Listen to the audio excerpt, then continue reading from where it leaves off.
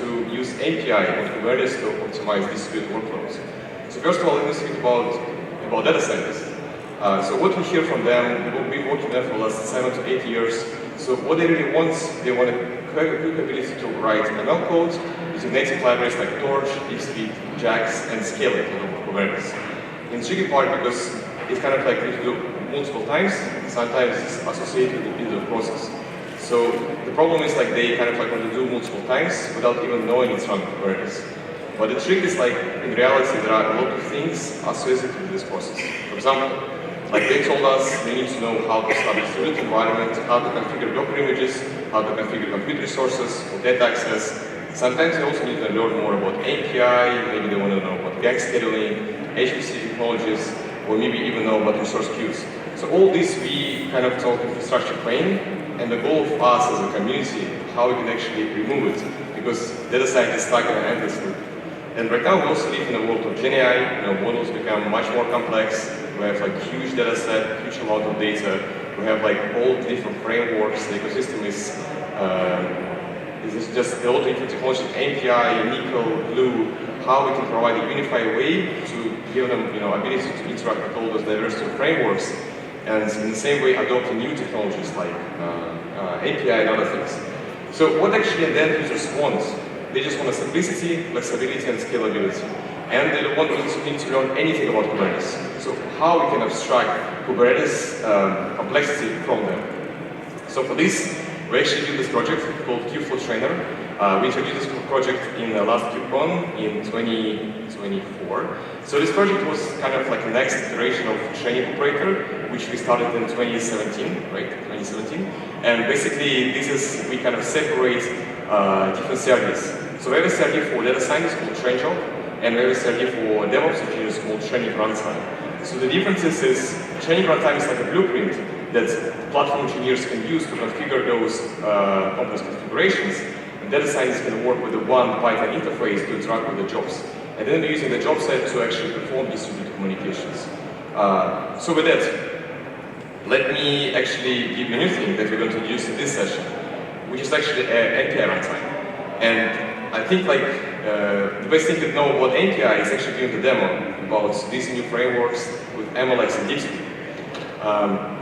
So with that, I'm going to show you actually two notebooks. The first one called Distributed MVs of MLX. So for those who don't know, MLX is the framework specifically designed by Apple Silicon.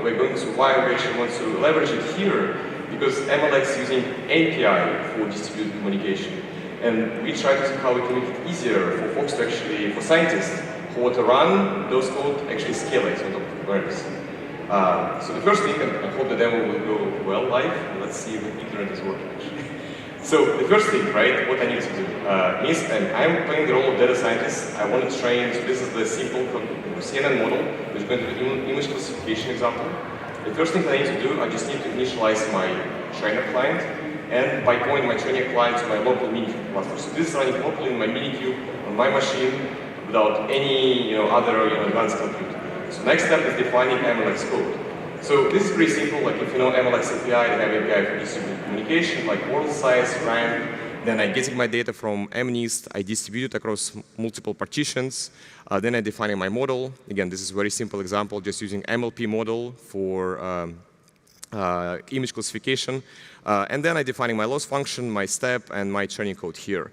So this is, again, native MLX code without any modification. At the very end, we export the model back to disk, because I want to do some evals after this example is complete. So what is the next step? Next step for me is actually get available runtimes. So remember, we talked previously, we have a runtime component. So runtime, you can think about like a template or blueprint that means that data scientists can use to play with this. So this is MLX runtime, MLX distributed runtime, which has an entry point of MPI run. And to use this runtime, like what I just need to do, I just have one single simple API called train. And this API, actually comes from Kubeflow SDK. So we, as a community, kind of created this new SDK called Kubeflow SDK, and they provide a Python interface for me as a data scientist to interact with Kubernetes cluster. So no Kubernetes at all. Like I just say I have my function called MLX train MNIST. I have my arguments, like here I'm passing my model path, and I specify how many nodes I want to use to scale my MLX code. Also, I can install some packages in the runtime. It could be scikit-learn, pandas, whatever I want to install to evaluate it. And this is like runtime reference to my runtime here. So this actually API generates some job ID. Also, we can list all the jobs so we can see some of the jobs being created before. This is the jobs we just started. We can get all the steps from jobs. So you can see it using 3 nodes. So this is about the launcher nodes, so the worker nodes, and all of them using like 2 CPU devices. Then we can get the logs from our code. So right now, because we do distributed training here, actually we're running 60,000 samples, 60,000 images, which is distributed across 3 nodes. So in total, we perform DDP here. So we're running, as you can see, 20,000 images per worker node.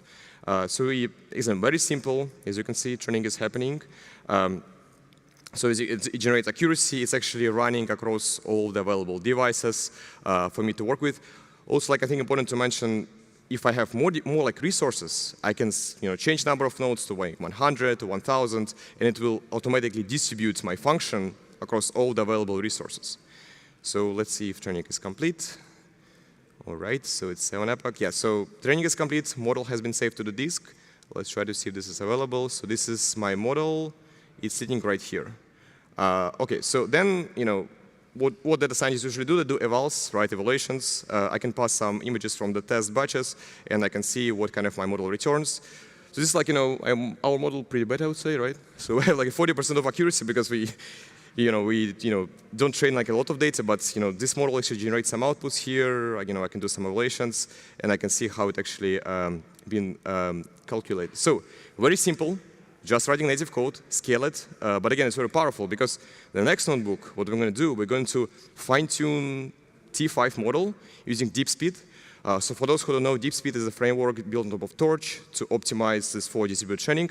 And here we're going to use 8 V100 GPUs on 2 nodes. So it's using GPUs to fine-tune T5 transformer. First step, similar to previous one, we're just initializing the client, passing the context to my GPU cluster, specifying my distributed environment, specifying my dataset. Here we're using WikiHow dataset, tokenized dataset, downloading model, tokenizer, defining DeepSpeed config. So for those who are familiar with DeepSpeed, DeepSpeed provides a very nice way for data scientists to configure optimizers, schedulers, microbatches. So I think they were really familiar with those APIs. Again, native DeepSpeed code here, and OK, in the very end, we exporting model back to S3. So this is my training function that I define, saving checkpoint to the S3, getting available runtimes. So because we have GPU cluster, here I have another runtimes. So the first runtime is DeepSpeed distributed. Second runtime is Torch distributed. And as you can see, this runtime has 4 accelerators for GPUs for me. Also, I have this API called runtime packages. So sometimes I want to know what is inside the runtime and what kind of packages it actually contains. So this actually should tell me, I hope it will tell me, or no, I don't know, let's see. It should tell me what is installed inside the runtime. All right. All right. Sometimes it takes time, to process an image and get the data. But usually, this API should return me the training job. Let me actually show you. All right. It's always great to have a live demo, but sometimes you need to have a recording, So, all right. So let me show you what actually it should do. Basically, this API. So I hope you can see it here. All right, not here. So, OK, train, custom trainer, train job. Yeah, this one. All right. So.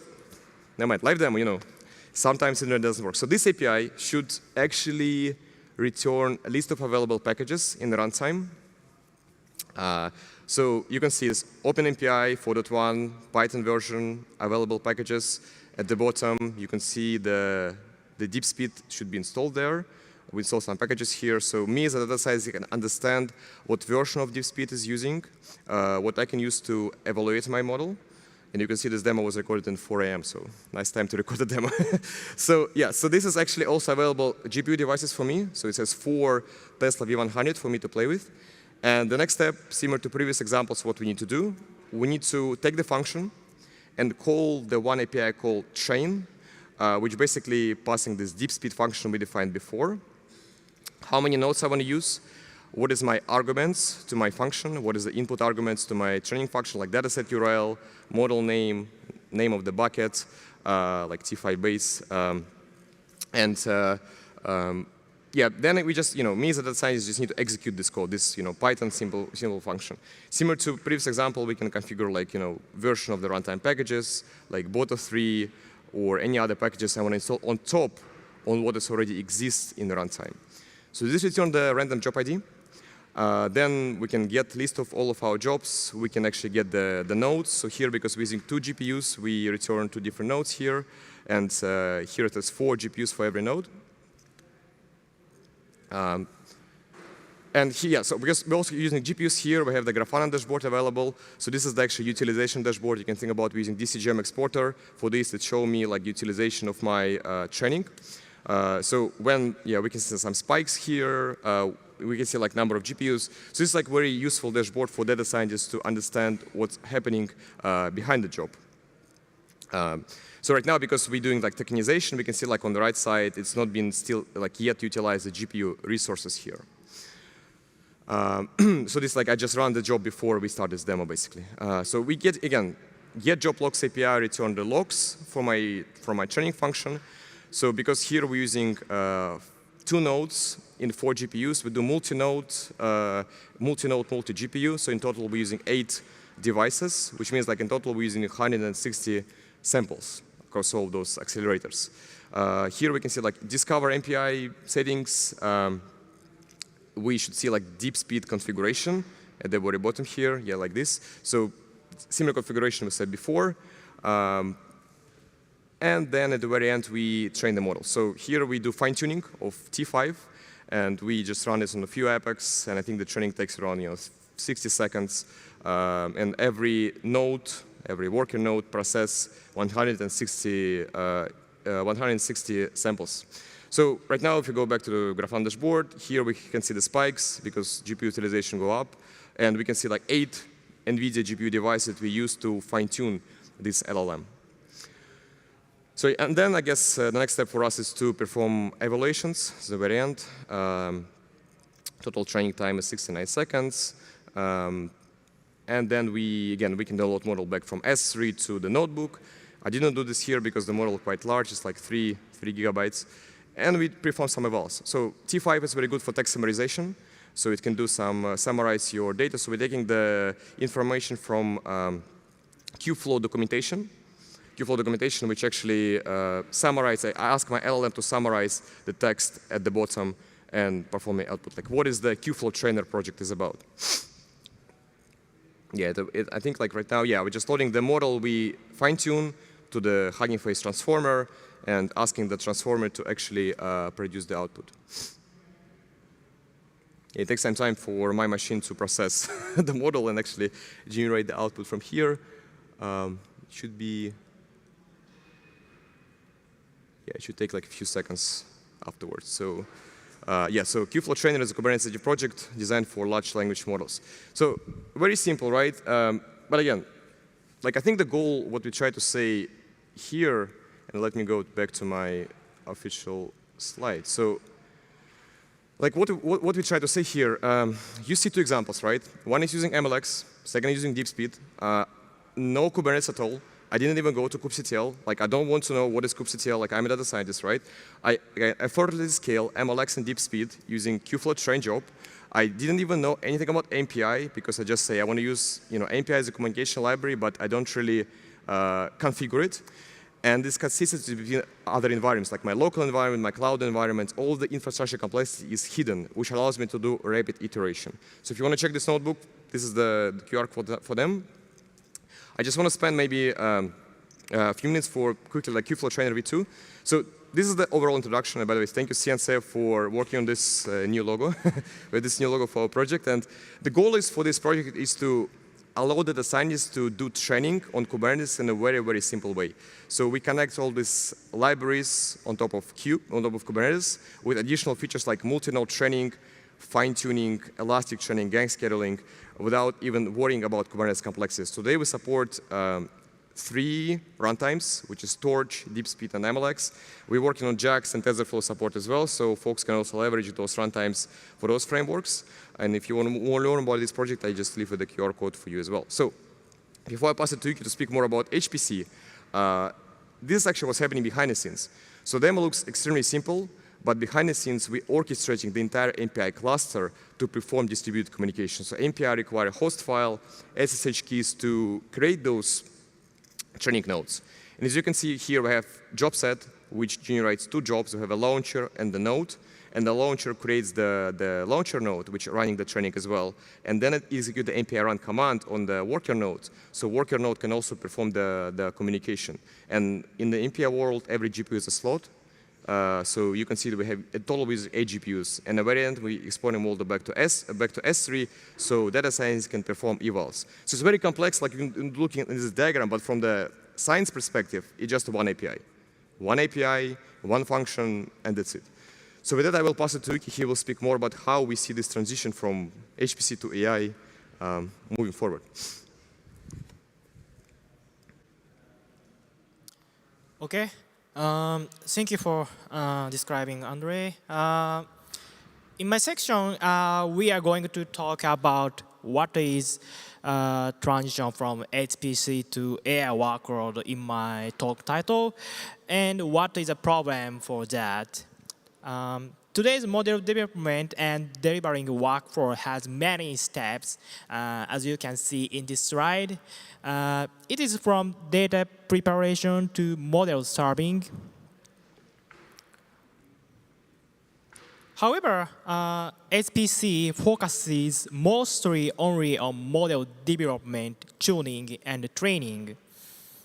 In this case, if we construct HPC dedicated infrastructure orchestrator, we probably need to multiple workload scheduler and infrastructure orchestrators, something like SRAM and Kubernetes or some else. That will bring us increasing maintaining costs, and ML engineers should understand multiple user interfaces. So we sometimes consider to want to construct entire ML cycle on top of Kubernetes instead of different workload scheduler and infrastructure orchestration. Leveraging Kubernetes allows us to automate infrastructure management and comprehensive user interface powered by Kubernetes. Something like mitigating management cost and leveraging self-healing and more. However, for this transition, we have some problem. So in the next section, let me describe what is problem and how to solve it by Kubeflow Trainer. First problem is we face migrating to Kubernetes. One day, DevOps engineer migrated job execution platform to Kubernetes from SRAM or somewhere else, and they told it to data scientists. As you can see here, at that time, data scientists are worried how can they perform their jobs by same ways as previously. In this case, DevOps engineers tell that they need to change their training code so that it can adapt for the cloud-native environment. However, as Andrey described in the demo part, data scientists just want to perform training code. They do not want to care any infrastructure specification change in their training code. So why does this happen? Let's consider why such problem happen. We can consider 3 layers for ML training job submission environments.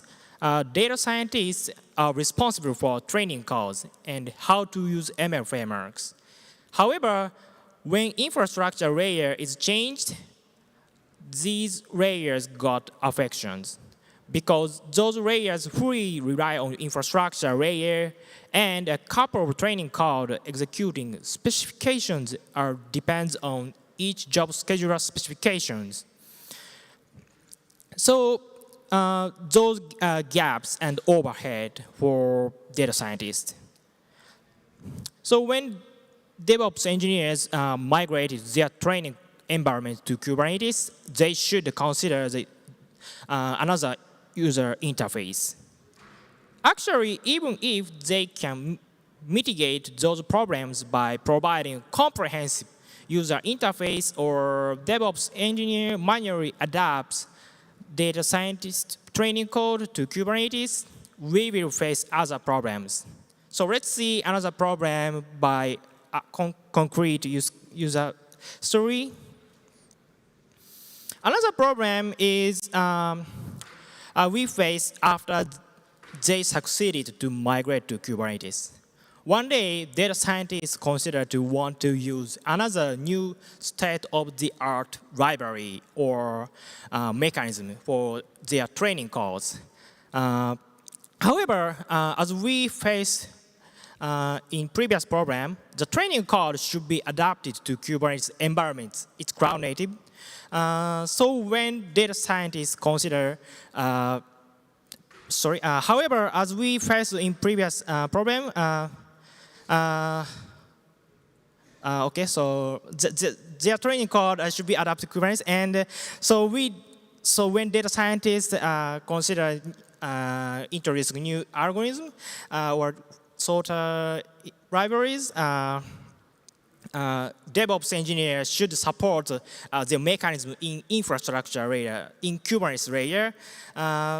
That's not easy to address every time, every library, every frameworks. And so this is second problem. Yes, let's consider why does this happen. So the key problem is a different cycle between providing state-of-the-art ML framework and infrastructure changes. The sorter ML framework library rapidly development, but it's not easy to construct new infrastructure layer. So how to migrate those? How to mitigate two problems? Let me describe in the next slide. The mitigate solution is leveraging MPI, like OpenMPI interface. The MPI can fill up gaps between job schedulers. This advantage can help to mitigate problem one, which means data scientists do not need to mostly care infrastructure change. Additionally, MPI run or MPI exec or some MPI tools can perform arbitrary commands, which allows us to easily infrastructure problem debugging. Because when they want to debug where come from the error in their training code, they can perform infrastructure error verification commands like NVIDIA NCCL tests or some tools in same interface, MPI.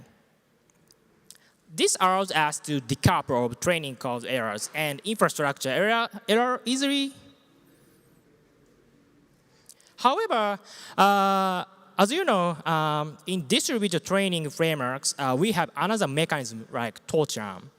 The torture is native PyTorch commands for distributed training. That is different approach opposed to MPI. And actually, Kubeflow Trainer supports both tools in B2 API. MPI is basically launcher-based mechanism, aka center-oriented, but Torch-run take advantage launcher-less mechanism, aka distributing oriented. Both tools are helpful to perform executing PyTorch-based distributed training. On the other hand, they both have pros and cons, something like debuggability and fault tolerance. However, in the typical large model training environment, we often face infrastructure errors related to computing system and device during training execution. So I think the debuggability is matter than fault tolerance, since if we cannot resolve those infrastructure errors, ML engineers never execute their training code. Actually, we can mitigate this lack of fault tolerance for MPI by Horobot or some tools. This is the reason why we consider MPI is useful for model training and fine-tuning for large training environment. However, when we construct MPI environments, the DevOps engineer need to manually set up MPI worker nodes and initialize pod-to-pod communication and more. This is not trivial efforts, and it's hard to address those for all jobs. In this case, how to construct such environment on top of Kubernetes? Actually, we can consider two approaches. One is a kube control execution pattern. Second is SSH pattern. Kube control pattern execute MPI initialization throughout the Kube API server, which means easily set up due to unnecessary additional setup. However, this typically happens in Kubernetes control plane performance issues, since this tries to occupy an entire control plane processing abilities. Opposed to kube control pattern, we can consider SSH solution, which is slightly hard to construct due to necessary additional setups related to SSH setup initialization. But this SSH solution is safer for Kubernetes control planes. So this is why we use Kubeflow Trainer. In the Kubeflow Trainer is responsible for this SSH-based MPI environment setup, which allows DevOps engineer to mitigate complicated setups. An alternative introducing Kubeflow MPI Runtime, we can consider leveraging directly use Kubernetes job or job set, but those do not automatically set up MPI environments, which means data scientists need to manually specify infrastructure parameters for MPI. It's obviously not good user experience. So as Andrey mentioned in what is Kubeflow Trainer section, Kubeflow Trainer is role-oriented resource model and automatically set up MPI environments, which indicates data scientists can focus only on training code and training parameter-related infrastructure parameter like number of nodes, number of processes, something. This is the actual TrainJob YAML configuration. As you can see, they do not need to specify infrastructure parameters. They just specify training parameters. Additionally, we have Python SDK, as Andrey showed in demo. This allows data scientists more Pythonic style job submission way, opposed to YAML manifest style. Okay, in conclusion, we introduced Kubeflow Trainer MPI Runtime. This allows data scientists and infrastructure engineers easily scale up MPI environments or easily set up MPI environments, and data scientists can focus on training code. So this is future work. We planning to implement some feature. So if you have any interest, you can check this QR code. Finally, we have Kubeflow AutoML and the training working group and Kubernetes batch working group. Those working groups are working tightly typically. So if you are interested in those problem or new feature, you can join Slack channel or community meeting, somewhere else. OK. Thank you for our talk. Thank you. Thanks, everyone. We don't have a lot of time for questions. We're happy to answer questions afterwards. Right? Do we have time or no? We don't have time. All right. So feel free to reach out to us. Happy to chat a bit more. Thanks, everyone, for your time.